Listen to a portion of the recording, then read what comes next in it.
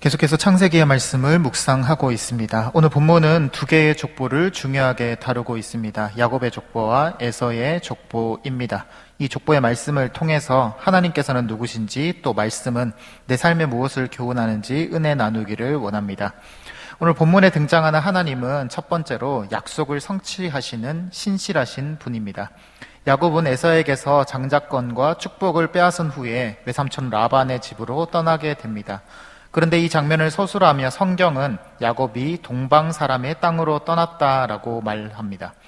창세기에서 동쪽은 좋지 못한 곳으로 서술됩니다. 아담이 죄를 짓고 에덴의 동쪽으로 떠나고 가인도 아벨을 죽인 후 에덴의 동쪽 놋 땅에 거주합니다. 바벨탑을 쌓은 인류는 동쪽으로 이동하다가 시날 평지를 만나고 아브라함을 떠난 롯도 동쪽 소돔 땅을 선택합니다. 아브라함이 그두라를 통해서 낳은 6 아들을 떠나보낸 것도 동쪽입니다. 적어도 창세기에서 동쪽은 약속에서 떠난 자들이 가는 곳, 하나님과 멀어진 자들이 가는 곳입니다. 그런데 약속의 자손인 야곱이 동방 사람의 땅에 가게 됩니다. 하나님의 약속과 멀어진 곳으로 가게 됩니다. 동방 사람들의 땅에 인심이 사나웠습니다. 야곱이 그 땅에서 처음 본 광경은 이러합니다. 창세기 29장 1절에서 3절 말씀입니다. 야곱이 길을 떠나 동방 사람의 땅에 이르러 본즉 들에 우물이 있고 그 곁에 양 세 떼가 누워 있으니 이는 목자들이 그 우물에서 양떼에게 물을 먹임이라. 큰 돌로 우물 아귀를 덮었다가 모든 떼가 모이면 그들이 우물 아귀에서 돌을 옮기고 그 양떼에게 물을 먹이고는 우물 아귀 그 자리에서 다시 그 돌을 덮더라. 야곱의 아버지 이삭은 우물을 팔 때마다 양보하던 마음이 넓은 사람이었습니다. 평생을 그렇게 여유롭게 사는 모습만 보아왔던 야곱인데 동방 사람들의 땅에 오니까 사람들이 이기적이고 치사합니다. 우물에 큰 돌을 막아두고 자기 양만 먹이고 다시 덮어둡니다. 이 한 구절로 이 땅의 사람들이 어떠한 사람들인지 잘 알 수 있습니다. 하나님의 약속에서 떨어진 사람들은 자기밖에 모릅니다. 자기 외삼촌 라반이 그런 사람이었습니다. 돈만 밝히고 자기밖에 모릅니다. 생각해보면 야곱은 자신의 조카이자 사위입니다. 그럼에도 불구하고 야곱을 철저하게 이해관계로만 생각했던 사람이 라반입니다. 야곱은 동방 사람의 땅, 즉 하나님의 약속에서 떨어진 그곳에서 20년을 지냅니다. 그런데 그 20년의 세월 동안 아내들이 싸우고 외삼촌은 자신을 못 살게 굴었습니다. 타향살이에 지치고 힘들었습니다.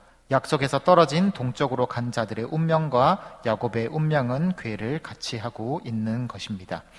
그러나 야곱의 인생은 거기서 끝이 아니었습니다. 야곱은 그 20년의 세월 동안 12명의 아들을 낳았고 양떼와 소떼가 늘어나 큰 부자가 되었습니다. 그리고 오늘 본문에서 드디어 약속의 땅, 자신들의 조상의 땅 헤브론에 돌아와서 정착합니다.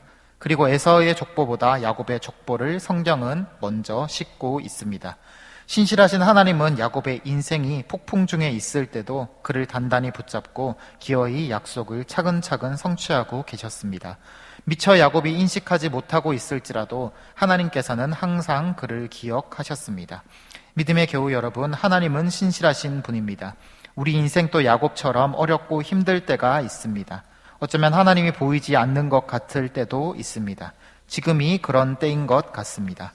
세상이 요란하고 모두가 두려움과 공포에 사로잡혀 있습니다. 무엇이 참인지 어디까지가 거짓인지 알 수 없는 이때입니다. 지금은 하나님이 보이지 않고 답답해도 교회에 와서 예배드릴 수도 기도할 수도 없는 지경이 되었습니다. 그러나 그럼에도 불구하고 지금 이 순간에도 하나님의 계획은 계속 진행됨을 믿습니다. 우리의 인생이 시끄러워도 사방에 우겨쌈을 당하여도 하나님의 뜻은 신실하게 이루어집니다. 야곱의 어지러운 인생 중에도 그가 복의 사람으로 차근차근 준비된 것처럼 지금 우리에게 주어진 이 상황에도 분명한 하나님의 뜻이 있으리라 믿습니다. 그래서 너무 걱정하지 말고 모든 것을 하나님께 맡기며 오늘 하루 평안히 살아갑시다. 두 번째로 오늘 본문에 나타난 하나님은 사랑이 많으신 분입니다. 성경은 분명 에서의 자손들이 약속에서 멀어진 것을 나타냅니다. 그는 자신이 마음에 드는 가나안 여인들과 결혼했습니다. 창세기 6장에서 하나님의 아들들이 사람의 딸들의 아름다움을 보고 자기 마음에 드는 모든 여자를 아내로 삼았다는 구절이 연상되는 행동입니다. 또 7절 이하에 두 사람의 소유가 풍부하여서 함께 거주할 수 없어서 에서가 세일산으로 떠나게 됩니다.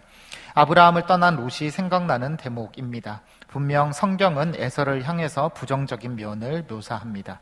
하지만 성경은 에서를 무시하지 않습니다. 오히려 성경은 야곱의 족보보다 훨씬 길게 에서의 족보를 다룹니다. 36장 전체가 에서의 족보 이야기입니다.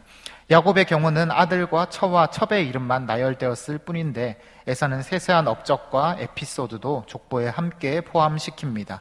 약속의 정통은 야곱이었지만 에서 또한 하나님의 기억에서 지워지는 존재는 아니었습니다. 에서의 자손은 그 땅에서 왕이 됩니다. 아브라함의 자손이 왕이 될 것이라는 약속의 성취이기도 하고 에서 또한 하나님께 버림받은 자가 아님을 말씀합니다. 성경은 이스라엘에게 있을지 모르는 섣부른 선민의식을 경계합니다.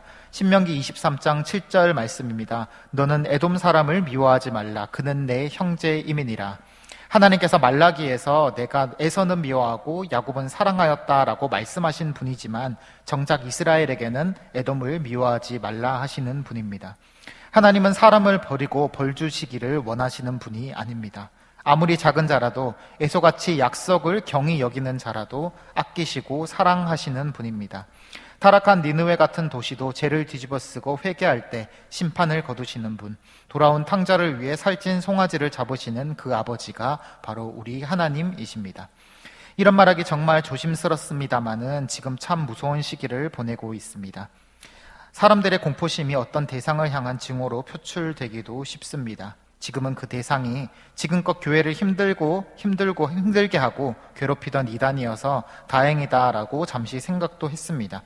하지만 한편으로는 그들을 위해서 기도해야 하겠다라는 생각이 듭니다. 신천지는 밉지만 그들의 행동은 정말 용서가 안 되지만 그곳에 있는 사람들은 그래도 하나님의 형상으로 지음받은 사람입니다. 대다수가 기존의 교회에서 있다가 우리가 다 품지 못해서, 우리가 더 잘 가르치지 못해서, 우리가 더 사랑하지 못해서 그곳에 정부치고 사는 사람들 아닙니까? 이제 그들이 세일산에서 내려오기를 기도합시다. 약속의 땅에서 눈물로 아버지와 끌어안고 살찐 송아지로 함께 잔치하게 되기를 기도합시다.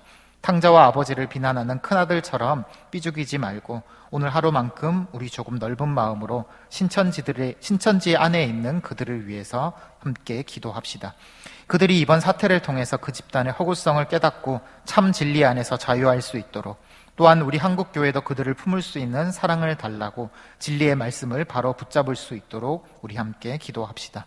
에서를 사랑하신 하나님께서 그들 또한 사랑하심을 믿고 이 사태를 통해서도 우리와 함께 하시는 신실하신 하나님을 믿고 의지하며 오늘 하루 살아가시기를 간절히 소원드립니다. 기도하겠습니다. 사랑하는 하나님 아버지, 감사합니다. 오늘 에서의 족보와 야곱의 족보를 통하여서 하나님이 어떠한 분이신지를 다시 한번 우리가 교훈을 받습니다.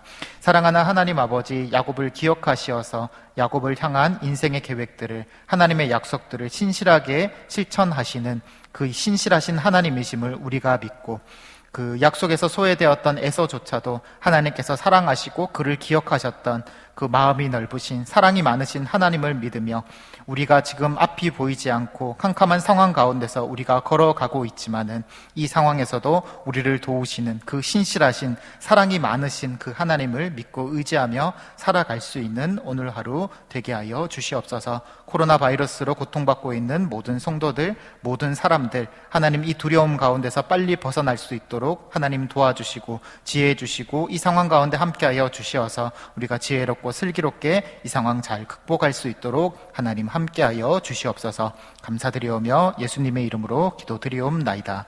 아멘.